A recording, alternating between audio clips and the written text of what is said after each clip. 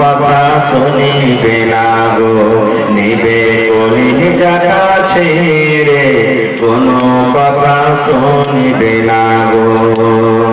ছেলে মেয়ে বলবে বাবা কিভাবে যাও ছেড়ে, ছেলে মেয়ে বলবে বাবা কিভাবে যাও ছেড়ে, বাবা বলে ডাকবো কারে গো, বাবা এই ভুবন সংসারে, বাবা বলে ডাকবো কারে গো। ছেলে মেয়ে বলবে বাবা কিভাবে যাও ছেড়ে, বাবা বলে ডাকবো কারে গো, বাবা এই ভুবন সংসারে, বাবা বলে ডাকবো কারে গো। আজ না হয় কাল তুমি যাইবা কবরে, যাওয়ার সময় দেখবে গো তোমার ছবি রইবে পড়ে, যাওয়ার সময় দেখবে গো। নারী থাকবে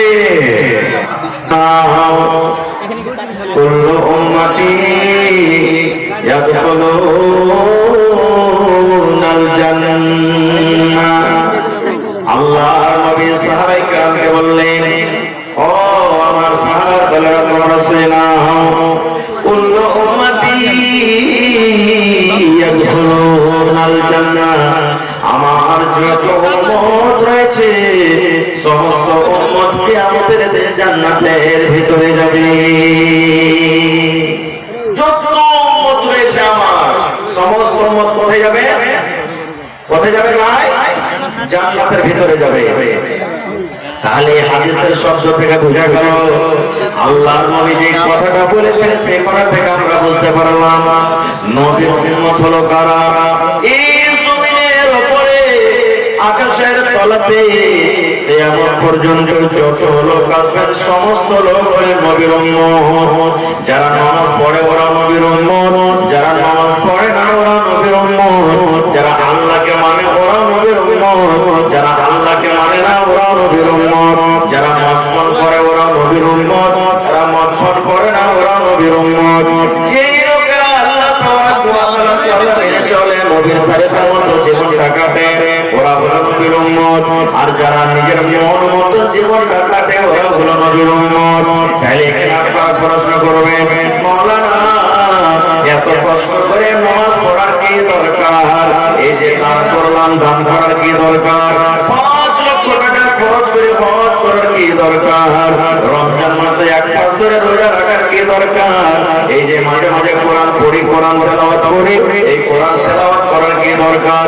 কারণ আল্লাহর সমস্ত আল্লাহর নবীর সমস্ত উম্মত হয়ে গেল, আর নবী বলেছেন সমস্ত উম্মত জান্নাতের ভিতরে চলে যাবে, সমস্ত লোক জান্নাতের ভিতরে চলে যাবে।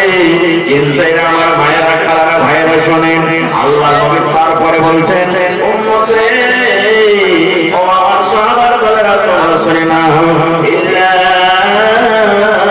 মান আবা, সব জান্নাতের ভিতরে চলে যাবে কিন্তু ইল্লা মান আবা, আল্লাহ নবী বলেছেন যারা আবা ওরা জান্নাতের ভিতরে যাবে না, এই জান্নাতের ভিতরে যাবে না। আল্লাহ রাসূল প্রথমে সমস্ত উম্মতের কথা বললেন, আমার সমস্ত উম্মত জান্নাতের ভিতরে চলে যাবে কিন্তু ইল্লা মান আবা, আবা ছাড়া যারা আবা ওরা জান্নাতে যাবে না। আমার উম্মতের মধ্যে যারা আবা গ্রুপের লোক, আমার উম্মতের মধ্যে যারা আবা দলে আছে, আমার উম্মতের মধ্যে যারা আবা জামাতে হয়েছে, আমার উম্মতের মধ্যে যারা আবা ওরা জান্নাতে যাবে না রে, ওরা জান্নাতের ভিতরে যাবে না। আপনাদের মনে মনে হয়তো এই প্রশ্নটা যাচ্ছে যে আবা জান্নাতে যাবে না, তা আবা কে? এরকম প্রশ্ন যাচ্ছে না, যাবে না? ওরে সুবহানাল্লাহ, সাহাবায়ে কেরামের সামনে যখন নবী হাদিসটা শোনালেন, এই বয়ানটা যখন রাখলেন, ও আমার সাহাবীরা শুনে নাও রে, আমার উম্মতের মধ্যে যারা আবা ওরা জান্নাতের ভিতরে যাবে না, আবা ছাড়া সমস্ত লোক জান্নাতের ভিতরে চলে যাবেন। কিন্তু একজন সাহাবী তার হয়ে বললেন, ইয়া রাসূলুল্লাহ, আল্লাহর নবী গো, আবা কারাকে বলে? আবা আমরা জানতে পারলাম না, কোন লোকেরা কি আবা বলা হয়েছে? আবা জামাতের লোকেরাকে বলা হয়েছে, আবার কোন গ্রুপের লোকেরাকে বলা হয়েছে? আপনি বললেন আবা ছাড়া সমস্ত লোক জান্নাতের ভিতরে চলে যাবে। নবী গো আবা কাকে বলে একটু দয়া করে বলে দেন। এবারে দয়ার নবী বললেন, ওরে আমার সাহাবায়ে রাসূলে নাও, মান আতাআনি দাখালাল জান্নাহ ওয়া মান আসানি ফাকাদ আবা।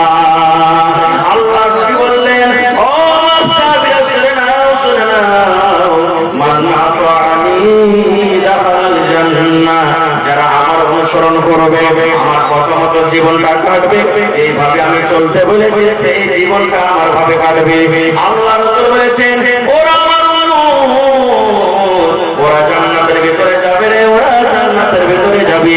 ওয়া মান আসানি ফাকাদ আবা, আর যারা আমি নবী আমার কথা মতো জীবনটাকে কাটলো না, আমি যেভাবে চলতে বলেছি সেইভাবে চলে না, যেভাবে আমি চলতে বলেছি সেইভাবে নিজের জীবনটাকে কাটলো না, সেইভাবে নিজের জীবনটাকে কাটতে পারলো না, নিজের মন মতন জীবনটাকে কাটলো, আমার কথাগুলো একদিকে রেখে দিল, আর সেই নিজের কথা মতো নিজের জীবনটাকে কাটলো। আল্লাহ রাসূল বলেছেন, এরা জান্নাতের ভিতরে যাবে না রে, এরা জান্নাতের ভিতরে যাবে না। নারে তাকবীর।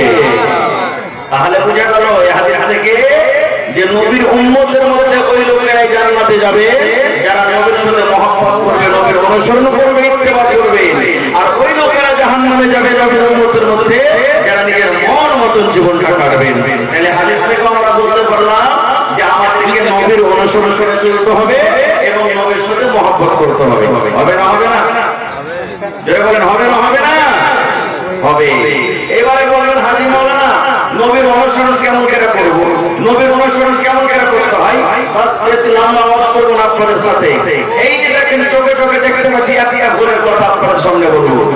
আল্লাহর নবী বলেছেন, হে আমার উম্মতরা তোমরা শুনে নাও, আল্লাহ নবী বলেছেন, উম্মত যে আমার উম্মত প্যান্ট পরবে, পাজামা পরবে, লুঙ্গি পরবে, ধুতি পরবে, ফুলপ্যান্ট পরবে, জিন্স পরবে, আল্লাহ নবী বলেছেন, উম্মত রে এই যে তোমার টাকনা রয়েছে, পায়ে টাকনা তোমার রয়েছে, এই টাকনা থেকে উঁচা করে তোমাকে প্যান্ট পরতে হবে, এই টাকনা থেকে উঁচাতে তোমাকে লুঙ্গি পরতে হবে, এই টাকনা থেকে উঁচাতে তোমাকে জিন্স পরতে হবে।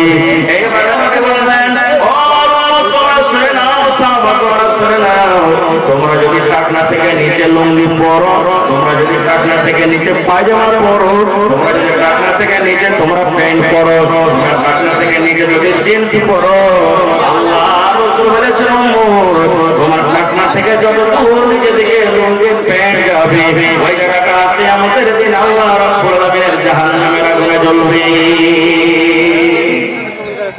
একটা হাদিস রাসূল বলেছেন, এই যে টাকনা আছে পায়ের টাকনা, এই টাকনা থেকে নিচে যদি লুঙ্গি প্যান্ট পায়জামা যদি আমরা পরি, তো টাকনা থেকে নিচে যত দূর যাবে জায়গাটা কোথায় জ্বলবে?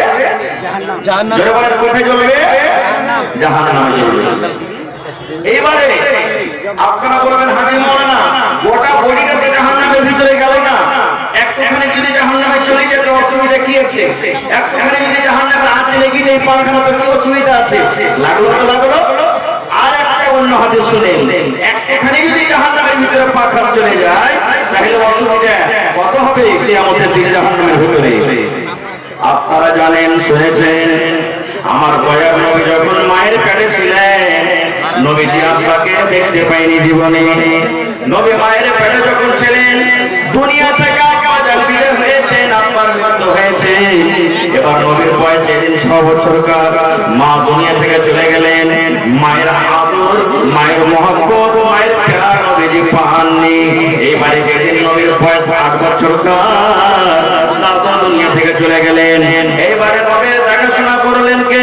চাচা আবু তালেব নবীর দেখাশোনা করতে লাগলেন, নিজের ছেলের মতন করে আদর করতে লাগলেন, লুঙ্গি দেওয়া, কাপড় দেওয়া, তেল দেওয়া, সাবুন দেওয়া, আদর করা, একসাথে নিয়ে খাওয়া, এক জায়গাতে থাকা, এই ধরনের নিজের ছেলে মেয়েরাকে যেমন আদর মহব্বত করে চাচা আবু তালেব করতে লাগলেন, যেন না এ আমার ভাতিজা মুহাম্মদের মা নয়, এ আমার ভাতিজা আব্বা না, ইয়াতিম ছেলে আমার কে তার দেখাশোনা করবে।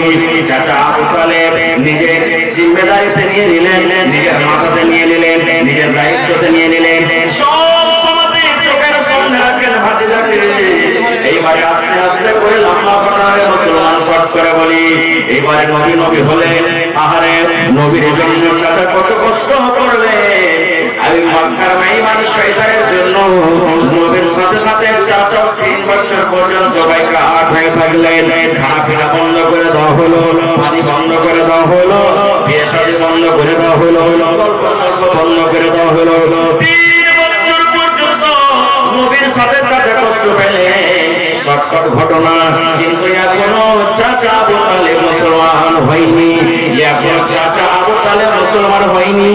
যেদিন বুড়াতে কালে বয়স্ক কালে আবু তালেব মারা যাবেন, ওই টাইমে নবীজি শুনলেন আমার চাচার আজকে শেষ দিন, আমার চাচা হয়তো কোন টাইমে মরে যাবে, আমার চাচা আর বেশি দিন বাঁচবে না। এবারে নবীজি চাচার কাছে চলে গেলেন দেখা করার জন্য। এইবারে নবী যখন চাচার কাছে গেলেন, ওরে সুবহানাল্লাহ, মক্কার বড় বড় বেঈমান আবু জাহাল, আবু লাহাব, উতবা, শাইবা, এই বড় বড় বেঈমান শয়তানেরা এইবারে নবীর চাচার পাঞ্জরে তারা বসে আছে। নবীর চাচার পাঞ্জরে তারা বসে আছে। এইবারে নবী আমার গেলেন, কি হলো ভাই? সবলাট দেখা হারকে মানে বিজলিওয়ালা বিজলি ঠিক করো জি। চাচা ঠিক বুঝতে পারিনি, মা বাবার কথা আমি বুঝতে পারিনি। চাচা আমার জন্য আপনি কত কষ্ট করলেন, মক্কার বেঈমান শয়তানরা আপনাকে কত কষ্ট দিয়েছে। চাচা শেষ কথা, কোন টাইমে কোন সময় আপনি দুনিয়া থেকে চলে যাবেন গো চাচা, কোন সময় আপনার হয়তো মত হয়ে যাবে। কিন্তু চাচা গো, আমি আপনার ভাতিজা মুহাম্মদ, আল্লাহ রাব্বুল আলামিন নবী করে আমাকে দুনিয়াতে পড়ালেন। চাচা শেষের বেলাতে শেষ কথা আপনাকে বলি, আল্লাহ রাব্বুল আলামিন আমাকে কোন মুশরিক বেঈমানের জন্য আমি সুপারিশ করতে পারবো না, আল্লাহ হারাম করে দিয়েছেন। চাচা গো, এখন আপনি মুশরিক হয়েছেন, এখন আপনি মুশরিক হয়েছেন, এখন মুসলমান হননি। চাচা আপনি যে আমার জন্য এত কষ্ট করেছেন, শেষের বেলাতে আপনি কালিমা পড়ে মুসলমান হয়ে যান, আপনি লা ইলাহা পড়ে মুসলমান হয়ে যান, আপনি আমার প্রতি মানে নেন, আমাকে নবী মানেন, আর আল্লাহকে এক করে স্বীকার করলেন। যদি আপনি কালিমা পড়ে মুসলমান হয়ে যান, তবে আল্লাহ রাব্বুল আলামিনের দরবারে আপনার জন্য আমি সুপারিশ করব। আল্লাহকে বলবো, রব্বুল আলামিন, এটা আমার চাচা আবু তালেব আল্লাহর কালিমা পড়ে মুসলমান হয়েছে, আল্লাহ জীবনের গুনাহ খাতা মাফ করে আল্লাহ তাকে তুমি জান্নাত দিয়ে দাও। এই সুপারিশ করার মধ্যে আমাদের দিন হাত থাকবে। আর যদি চাচা আপনি কালিমা না পড়ে মুশরিক হয়ে মারা যান, চাচা আপনার জন্য আল্লাহর দরবারে আমি কিয়ামতের দিন সুপারিশ করতে পারবো না। কোন মুশরিকের জন্য আল্লাহ রাব্বুল আলামিন আমাদের সুপারিশ করার আদেশ করবেন না। এবার আবু জাহল, উতবা এরা যে বসে আছে, তারা বলছে আবু তালেব খবরদার, মরার টাইমে বাপ-দাদার ধর্মকে ছাড়বি না, মরার টাইমে বাপ-দাদার ধর্মকে ত্যাগ করবি না, ভাতিজার ধর্ম কবুল করবি না।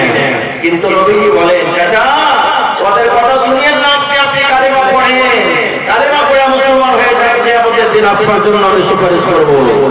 এ আমার ভাইরা মায়েরা খালারা শুনেন, শেষ কথা আবু তালেব এই কথা বলে মরছেন, ও আমার ভাতিজা মুহাম্মদ, ওরে আমার বোন, কলেজের টুকরা নয়নের তারা ভাতিজা শুনলে, আমি জানি তুই সত্য, তোর কথা সত্য, তোর নবী সত্য, তোর কোরআন সত্য, তোর আল্লাহ এক সত্য, জান্নাত জাহান্নাম সত্য। কিন্তু ভাতিজা,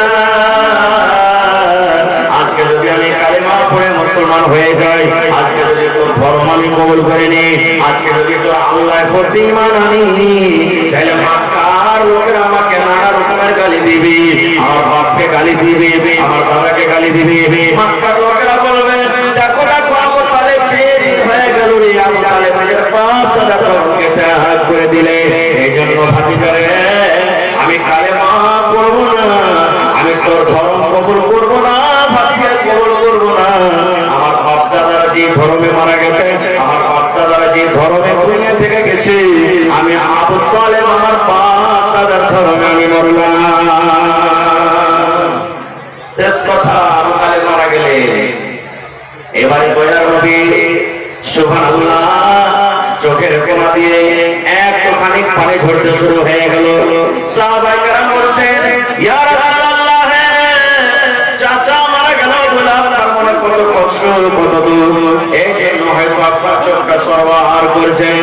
যখন কথাটা বলা, আল্লাহ নবী বললেন, সাহাবীরে, আমার চাচা মরে গেছে বলে আমার চোখ দিয়ে পানি ঝরে না, আমার চাচা মরে গেছে বলে আমার মনে কোনো দুঃখ নাই, কিন্তু আমি এই জন্য কান্দি রে ভাবি, এই জন্য কান্দি রে সাহাবীরা। আমার চাচা কত কষ্ট করেছে, নিজের ছেলের মতো আমাকে আদর করেছেন। এত কষ্ট করার পর, ধর্মের জন্য এত কষ্ট করার পর, ইসলামের জন্য এত কষ্ট করার পর, আমার চাচা কিয়ামতের দিন জাহান্নামের ভিতরে যাবে। আমার চাচা কিয়ামতের দিন জান্নাতের ভিতরে যাবে না। আমার সাথে এত প্যার মহব্বত করার কারণে আল্লাহ রাব্বুল আলামিন কিয়ামতের দিন আমার চাচার উপর একটু দয়া করবেন, একটু রহম করবেন। কি দয়া?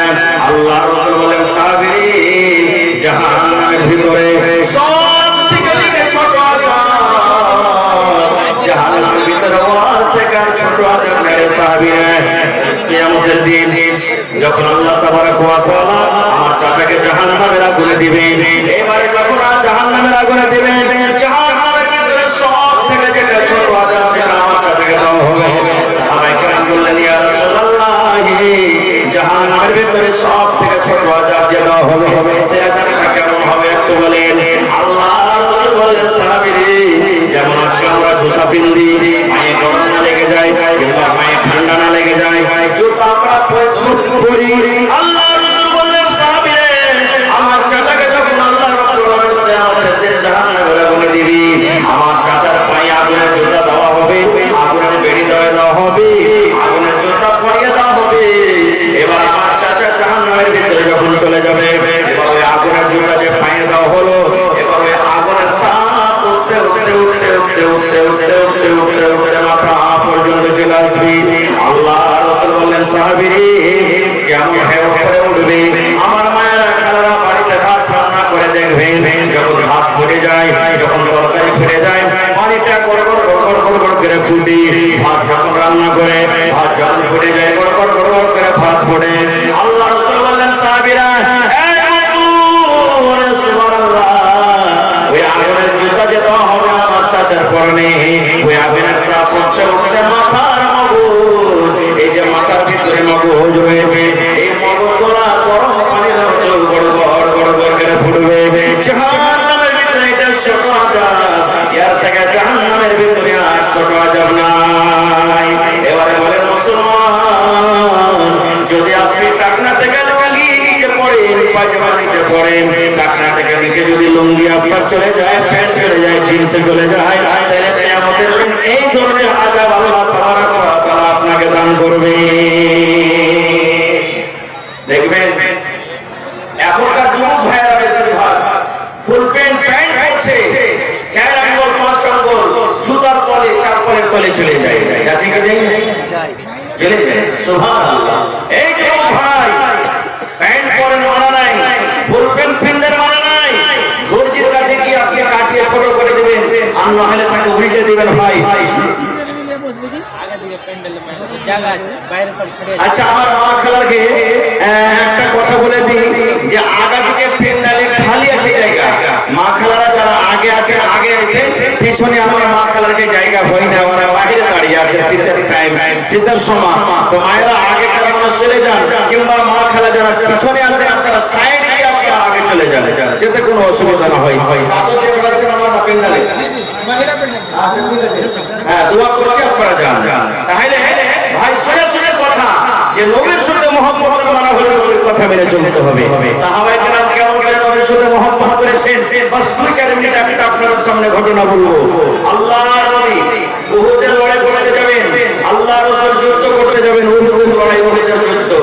নবী কি যুদ্ধ করার আগে, আজকে যখন আপনারা জালসা শুনছেন, মসজিদে বসে বসে নবীজি এলান করলেন, দেখো, যারা বয়স্ক মানুষ, বুড়া মানুষ, তোমরা লড়াই করতে যেও না, যারা বাচ্চা লড়াই করতে যেও না, যারা মহিলা তারাও যেও না, কিংবা যেই বাড়িতে যার স্ত্রীর সন্তান হবু হবু হয়ে আছে, ও যেন যুদ্ধের মাঠে না যায়, যার পাগ্য হয়ে আছে, ও যেন যুদ্ধের মাঠে না যায়, কিংবা যার বাড়িতে উটনি আছে, বকরি আছে, গায় আছে, বাচ্চা হবো হবো আছে, ও যেন যুদ্ধের মাঠে না যায়। কিংবা যারা নতুন বিয়ে করেছে ও যেন যুদ্ধের মাঠে না যায়। কিছু সাহাবায়ে কেরাম আল্লাহ সুবহানাহু ভাবে বলে দিলেন, কেন নতুন বিয়ে করেছো, যুদ্ধের মাঠে চলে যাও, তোমার মন হয়তো লাগবে না, বাড়ি থেকে টান থাকবে, কে জানি কখন যাব, কখন যেতে পারবো, বাড়িতে আমার স্ত্রীটা কি করছে না করছে।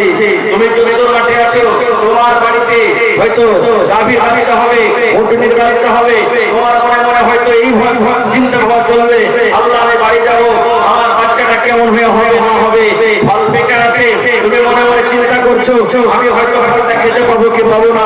এই করে করে রাসূল কিছু নিষেধ করে দিলেন। সব কথা বলা যাবে না, শর্টে দু চার মিনিটের ওকে আমি বলছি। সাহাবায়ে কেরামের মধ্যে একজন সাহাবী যার নাম হলো হানজালা রাদিয়াল্লাহু তাআলা আনহু, নতুন বিয়ে করে বাড়িতে আছে। নবীজি চলে গেলেন সাহাবায়ে কেরামকে নিয়ে যুদ্ধের মাঠে, যুদ্ধের ময়দানে।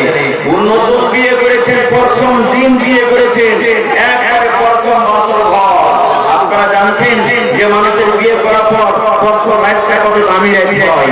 মানুষরা বলে আল্লাহ এত ছোট রাত করেছো, আরো 10-20 ঘন্টা যদি লম্বা হতো রাতটা, প্রথম রাতটা কত ভালো হতো। কারণ ওই রাতটা দ্বিতীয়বার মানুষ পাবে না, ওই রাত দ্বিতীয় চান্স আর আসবে না। এই জন্য ওই রাতটা খুব দামি রাত মানুষের কাছে।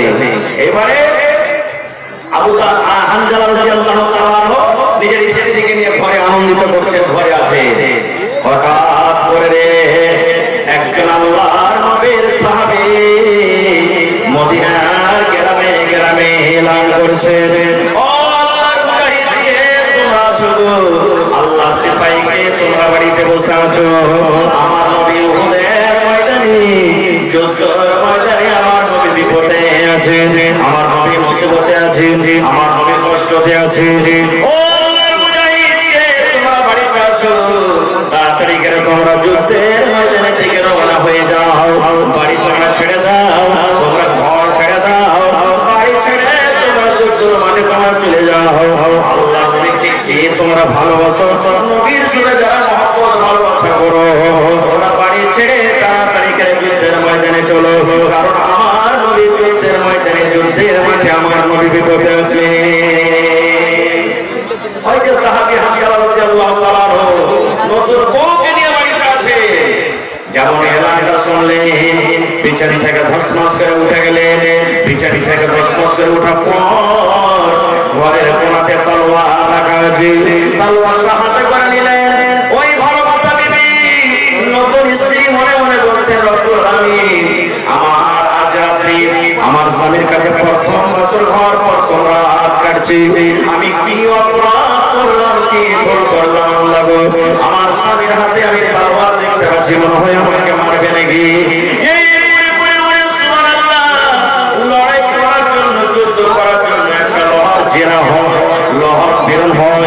এবারে হানজালা রাদিয়াল্লাহু তাআলা আনহু ওই বেরনটাও যখন পরনে করে দিলেন, ওই বেরনটা যখন গায়ে দিয়ে দিলেন, হাতে তলোয়ার মানে যুদ্ধর যা সামান লাগে সব নিয়ে নিলেন।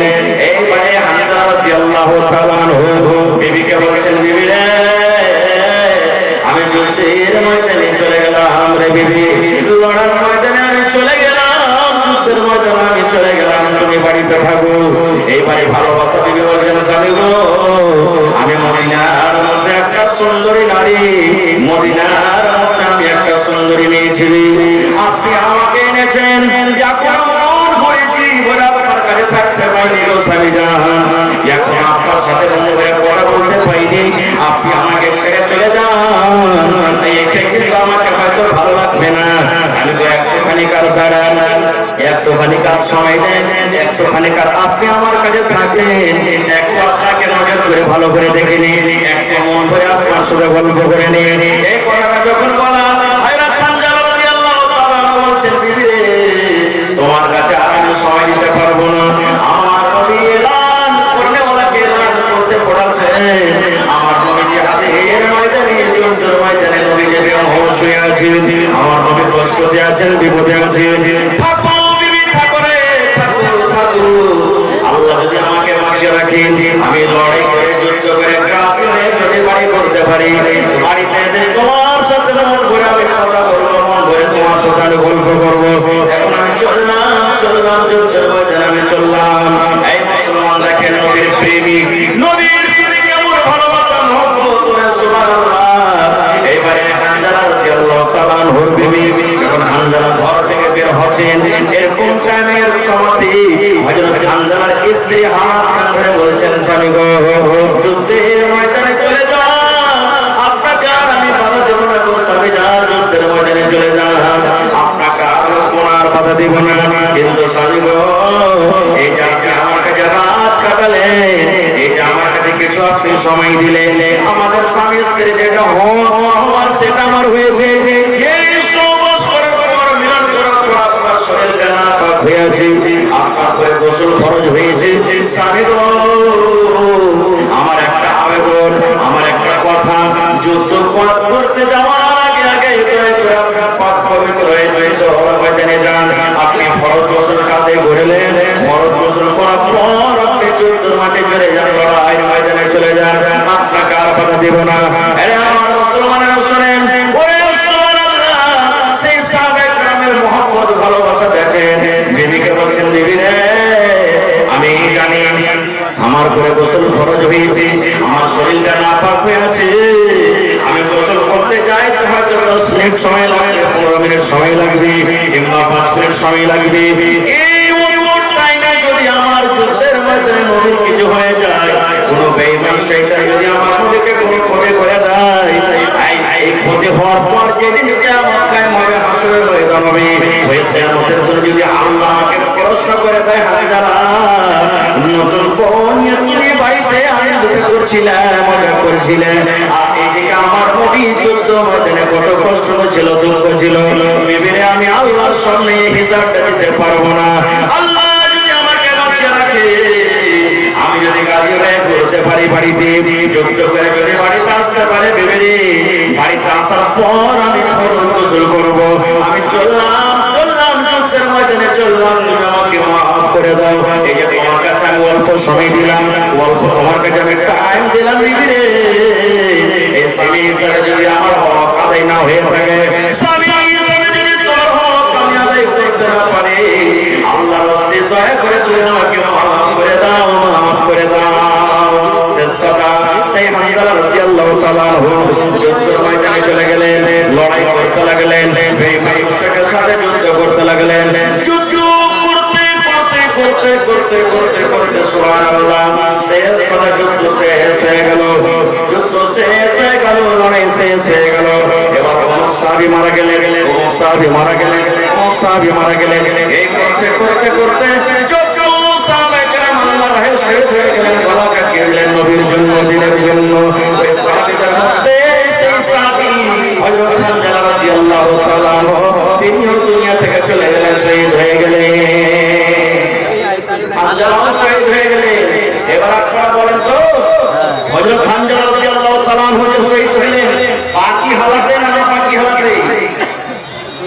জোরে বলেন, নাপাকি হালাতে। এবারে মদিনাতে খবর হয়ে গেল, অমুকের মা মারা, অমুকের বাপ মারা গেছে, অমুকের ভাই মারা গেছে, অমুকের ভাতিজা মারা গেছে, অমুকের চাচা মারা গেছে, অমুকের স্বামী মারা গেছে। এই করতে সুবহানাল্লাহ, মদিনাতে খবর হয়ে গেল, মদিনাতে মাথা মনে হয়ে ছেড়ে গেল। এইবারে হানজালা রাদিয়াল্লাহু তাআলা আনহুর স্ত্রী যখন শুনলেন আমার স্বামী হানজালা দুনিয়া থেকে চলে গেছেন, আমার হানজালা আমার স্বামী শহীদ হয়ে গেছেন, এইবারে দয়ার নবীর কাছে মেসেজ করে দিলেন, খবর পঠিয়ে দিলেন, আল্লাহর নবী গো, লড়ার ময়দানে, যুদ্ধের ময়দানে যত সাহাবা শহীদ হয়েছে, আপনি তারাকে বিনা গোসলে মাটি দিয়ে দেন, কিন্তু নবী গো, আমার স্বামী হানজালাকে আপনি গোসল করে আপনি তাকে মাটি দেন, কারণ আল্লাহর রাহে যারা শহীদ হয়ে যায় তাদের গোসল নাই, গোসলের দরকার নাই, এত তারা পাক পবিত্র থাকে, তাদের জানাজা নাই, বিনা জানাজাতে তারাকে দফন করতে হবে।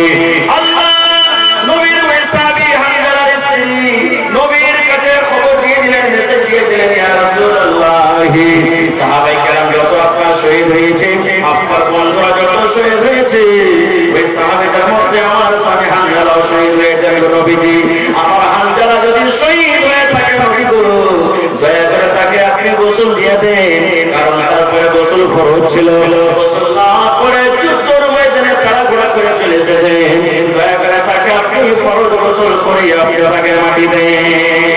এবারে নবী এলান করলেন, ওরে হানজালার লাশ, দেখো হানজালার লাশ কোথায় আছে, দেখো হানজালার লাশ কোথায় আছে, হানজালার লাশ খুঁজো। খুঁজতে লাগলো, কিন্তু সুবহানাল্লাহ অন্য অন্য সাহাবীদের লাশ পাওয়া যায়, কিন্তু হযরত হানজালার লাশ খুঁজে পাওয়া যায় না।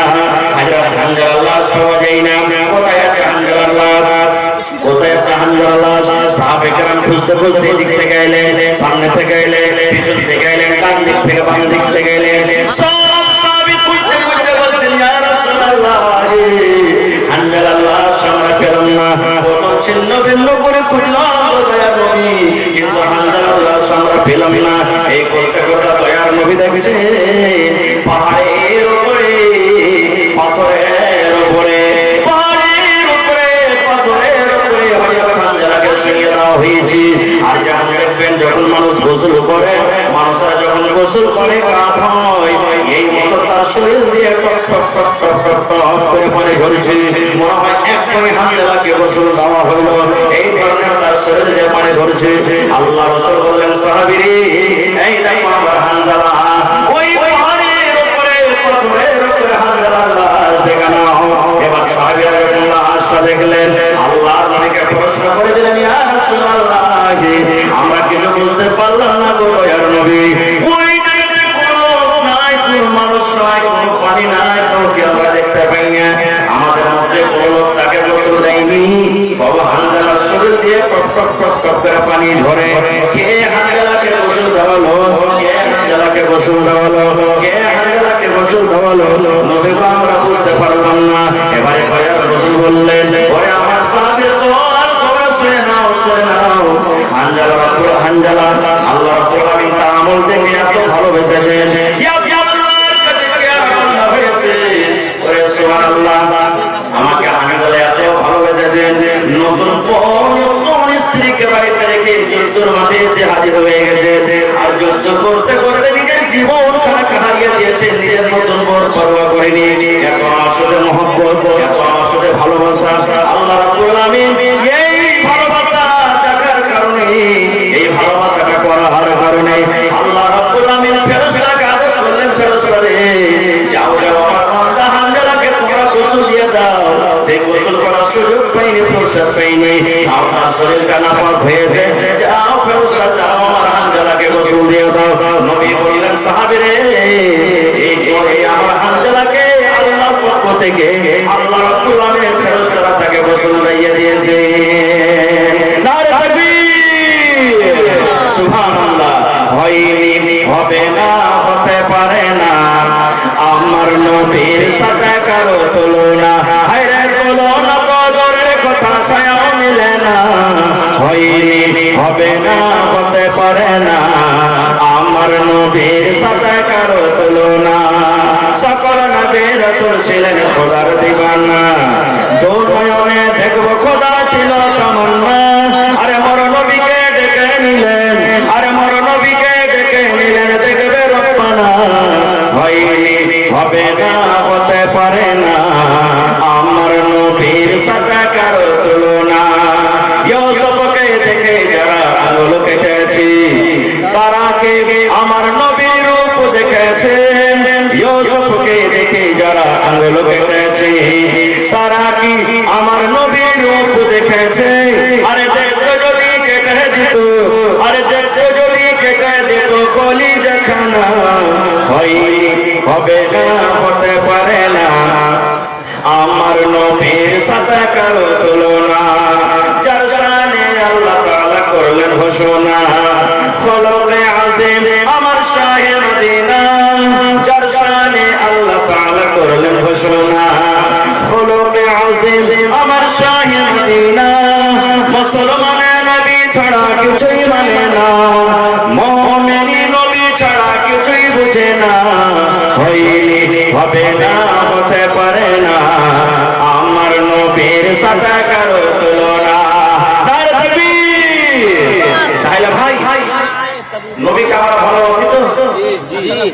নবীকে ভালোবাসি, নবীর সঙ্গে মহব্বত ভালোবাসা করে নবী যা বলেছেন তার অনুসরণ করে আমরা কি জান্নাত চাই, জান্নাতের আশা রাখি আমরা ইনশাআল্লাহ। তাহলে ভাই আপনাদের কাছে আজকে হামিদা রাদিয়াল্লাহু তাআলা আনহুর মতন জানের কুরবানি চাই না। দেখি কোন আল্লাহর বান্দা আছে হযরত হামিদা রাদিয়াল্লাহু তাআলা নবীর প্রেমে নবীর ভালোবাসাতে দিনের খাতিরে কোরআনের খাতিরে নিজের নতুন বউকে বাড়িতে রেখে সুবহানাল্লাহ যুদ্ধের ময়দানে শহীদ হয়ে গেছেন। আজকে দেখি এই কোরআনের জন্য মাদ্রাসার জন্য কোন আল্লাহর বান্দা আছেন একটা লোক এক কাঠা জমি দিতে পারবেন মাদ্রাসাতে? এই আশেপাশে থাক কিংবা কোন মাঠে ঘাটে জমি আছে, দেখি কোন আল্লাহর বান্দা এমন আছেন 10,000 টাকা এক কলম দুই কলম দিতে পারবে? দেখি কোন আল্লাহর বান্দা আছেন 5টা কলম 5,000 করে এবং 50টা লোককে দেখবো 1000 2000 1000 2000 করে এবং 100টা লোককে দেখবো এত বড় মাজমাতে 500 করে। এবং এই গত বছর আমি জলসাতে এসেছিলাম, আমার মায়েরা খালারা কে গলার হার, কে নাকের নাকমাছি, কে কানের বালি, সুবহানাল্লাহ, কে হাতের পোলা, কে লোকের আংটি দান করেছিলেন এবং 2টা কিডনিরা ছাগল পাওয়া গেছিল এই জলসাতে। দেখি আজকে আমার এই কোন মা খালা দাদি নানি আছেন যে আজকে ছাগল দান করবেন, গলার হার, নাকের নাকমণি, সুবহানাল্লাহ। তারপরে বাড়িতে যত বর্তন আছে কাঁসার, আমি জানছি এলাকার লোক আল্লাহু সামাদ ওয়াজ শুনতে ভালোবাসে, দান করতে ভালোবাসে। আসেন তো ভাই দেখি কোন আল্লাহর বান্দা আছেন একটা লোক 10,000 টাকা, একটা লোক 5,000 টাকা দেখি এবং মা খালাকে মাশাআল্লাহ। এই দেখেন 1,000 টাকা চলে এসেছে। একবার জোরে বলেন নারে তাকবীর। ভাই একটু নারা জোরে দেন, আপনারা নারা কিন্তু হলো না যেমন হইতে হয়। একটু জোরে বলেন নারে তাকবীর। মাশাআল্লাহ। দেখেন আমার মা খালাকে পিন্ডাল থেকে এই দেখেন মোটামুটি 8,000 টাকা উপর থেকেই দেখেন আমি যে বললাম গত বছরে গহনা পাওয়া গেছিল, সোনার একটা নাকমণি হাজির হয়ে গেছে। সুবহানাল্লাহ, মাশাআল্লাহ, জাযাকুমুল্লাহ। রব্বানা যালামনা আনফুসানা ওয়া ইল্লাম তাগফির লানা ওয়া তারহামনা লানাকুনান্না মিনাল খাসিরিন। রব্বানা আতিনা ফিদ দুনিয়া হাসানাহ ওয়া ফিল আখিরাতি হাসানাতাও ওয়া কিনা আযাবান নার। আল্লাহ তোমার বান্দারা 5,000 2000 10 20 করে রব্বুল আলামিন কিছু টাকা এসেছে। আল্লাহ মা খালাকে দানকে তুমি কবুল করে নাও। আল্লাহ মনের আশাকে পুরো করে দাও। আল্লাহ তাকে রোজি রোজগারে আল্লাহ তুমি বরকত দাও। আল্লাহ স্বামীর সহযোগিতা করে রাখো। আল্লাহ কে সবে যারা কবরে চলে গেছে রব্বুল আলামিন জানি না তার কবরে আল্লাহ কি হালাতে আছে। আল্লাহ যদি কোনো মুসিবতে কোনো গুনার কারণে কবরে ধরা পড়ে থাকে, আল্লাহ তাকে নেমে তাকে মুসিবত তুমি দূর করে দাও। আল্লাহ তার কবরে জান্নাতের বিছানা দিয়ে দাও। রব্বানা তাকাব্বাল মিন্না ইন্নাকা আনতাস সামিউল আলিম। আমিন সুম্মা আমিন। তো ভাই আমার এক জায়গা খালি করে ভাই।